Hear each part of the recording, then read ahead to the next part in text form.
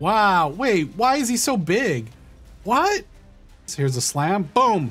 Tank the slam to the face. How many builds can do that? Why, hello there, Exiles. Today, I want to share with you my budget Frostbolt totems.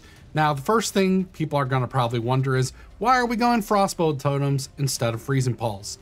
Now, the reason because of this is Frostbolt goes farther away. It goes about 3 screens away almost on the projectiles. It has the coolest MTX in the game. Let's be honest here. Those balls just look awesome. Okay, so we got to play the skill. I bought the MTX, got to play it. Got to play it. Now, the other advantage of having Frostbolt versus Freezing Pulse is that you don't have to worry about the damage falling off if the target is farther away. And the scaling on this ability is very, very good, just like Freezing Pulse. Actually, the flat rate is a little bit better. Now, I designed this character not to have super duper damage, but to be super tanky and noob friendly.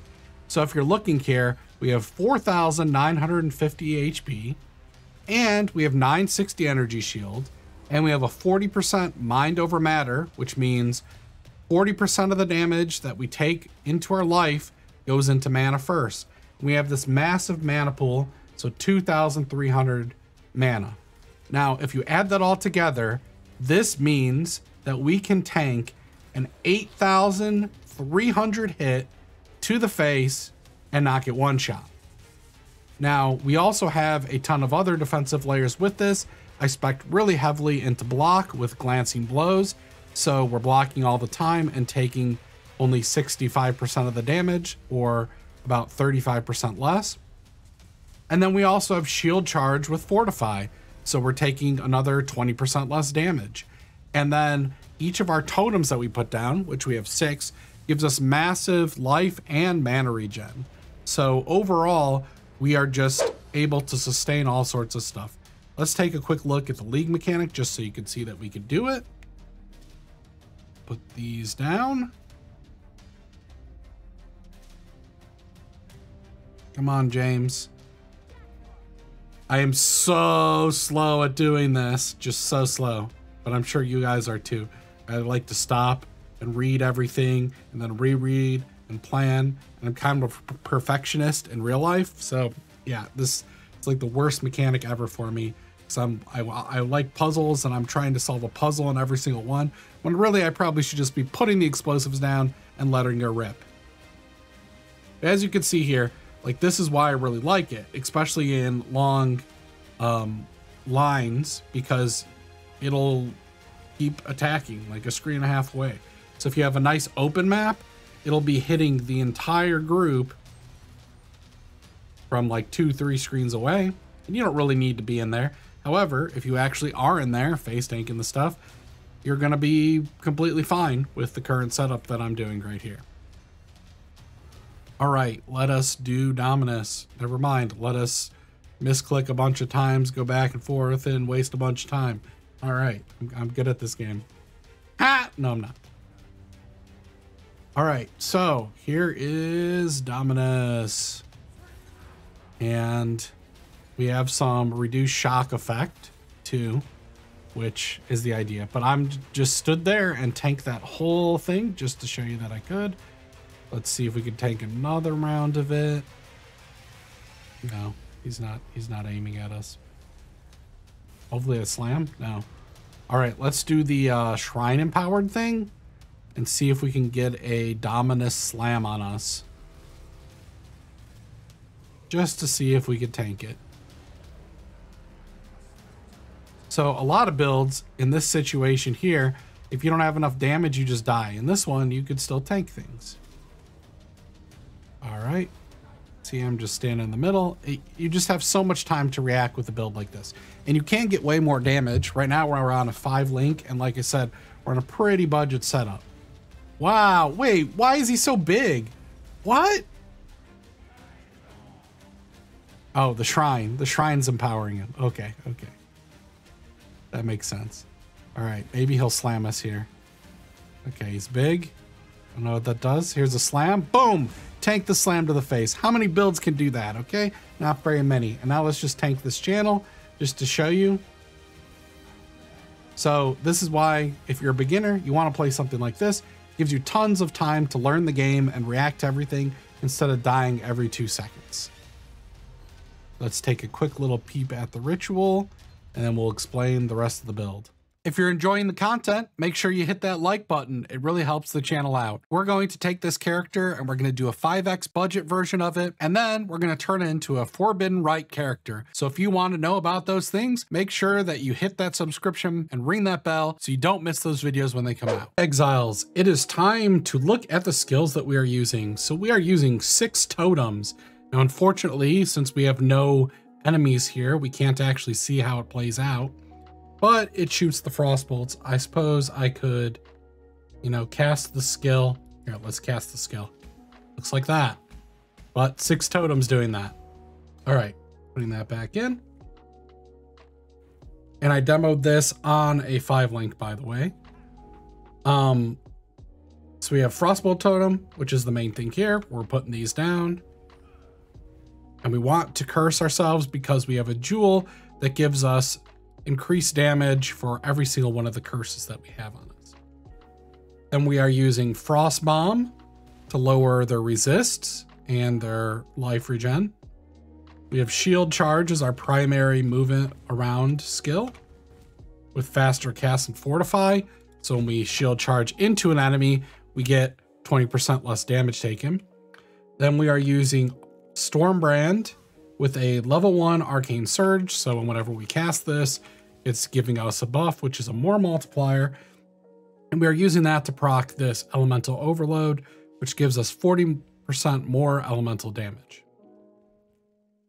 Then when we have to actually jump over cliffs or whatever, we're using Flame Dash, but we primarily just shield charge around with this build.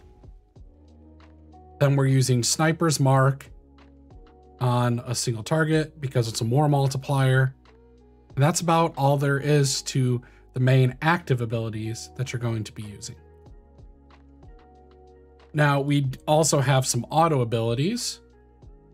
So we have cast when damage taken, a mortal call with Tempest Shield.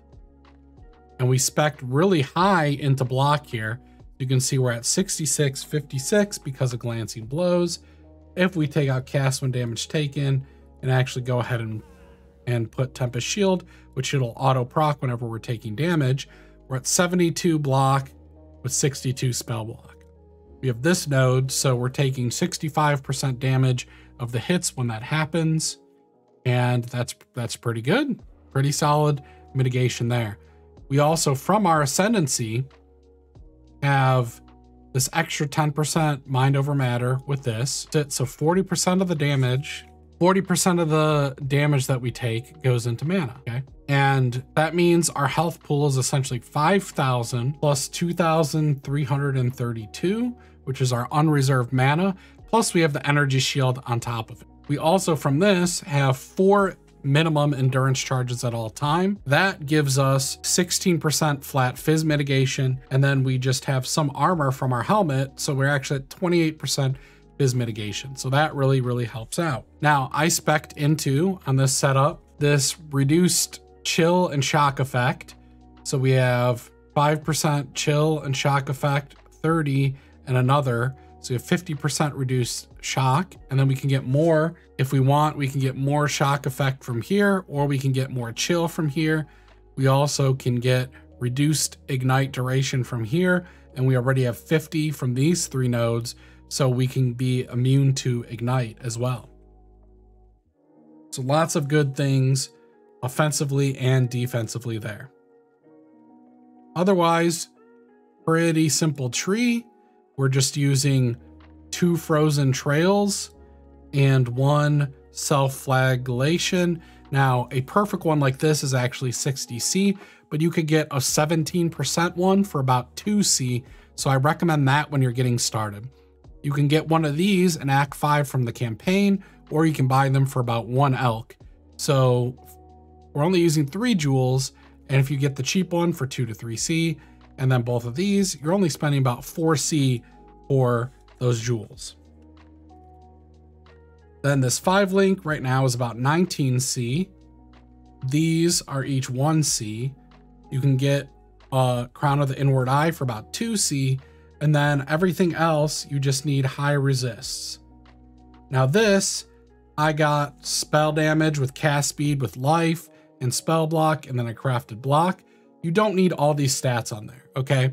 It's going to be really expensive probably if you get these and everyone is trying to get these types of shields. You just really need spell damage and cast speed, or if you could just get spell damage and block with some life or something on it, that will do fine, and then just craft the block. And then for the wand, I happen to snag this for very cheap, but you basically want cast speed with spell damage and then craft flat cold, or you can get cold and flat and cast speed and craft cold. We are non-crit, so, and then these are just some life and mana. So just life and mana on all the rest of your pieces and you're good to go. Now, I anointed this because I still have my advanced set up, but you don't really need that anointed because I have the 2 Ikuzaru and I grabbed these 3 points. So you don't even need to actually pay for this 5C anoint. So actually the amount that this build is like 20C, no, sorry, probably 40C at max, 30C at max, somewhere in that range. I just put 60 because who knows, prices are going to fluctuate. And then people are like, yeah, it's actually more expensive or whatever. And I just didn't want to deal with that. So I said 60. I pulled that number out of my butt.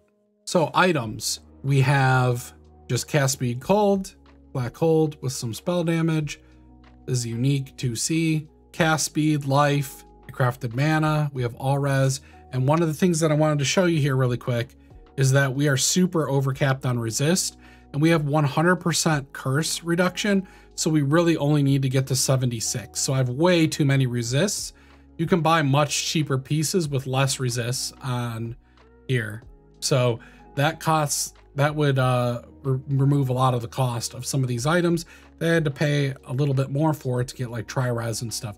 You don't actually need that because you can minus 60 fire, minus 60 lightning, and minus 40 cold, which is about 180, and you're still going to be fine. So the order that I grabbed these is totems, the extra totem, the totem damage, then I grabbed the charges, and then finally I grabbed divine guidance here. And then for Flask, I have a bleed immunity, an auto chill freeze, a burning, another chill, and then this doesn't really do anything other than give us mana. We're using a life and a mana.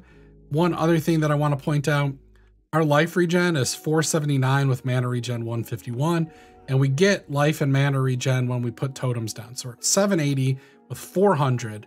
So really, we have to be taking over 1200 per second to lose life. So any of those pesky degens that do a K or something, you just out-sustain them. It's amazing. Hello there.